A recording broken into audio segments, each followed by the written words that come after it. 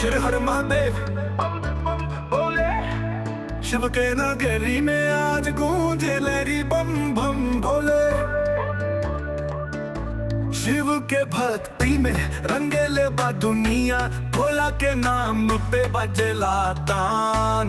डमरू के बीट पे तास में जईबू, नंदी के चाल पे झूमले इंसान। गंगा के धार कैलाश के धार, भोला के भक्ति में झूमे जहर। बस में रमा के तांडव कर, महाकाल के नगरी में घर। बम बम बोले लहरी उड़े भोले, गली गली गूंजे नाम हो।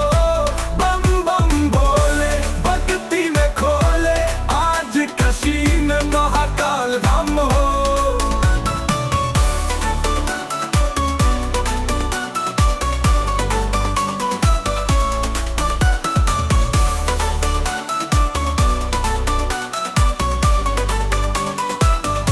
त्रिशूल के तेवर नैना जैसे अग्नि, शिव जी के मंत्र बच्चे ना कोनो दुश्मनी। भांग के तरंग में झूमे दुनिया, महादेव के महिमा से कांपे धड़कनिया।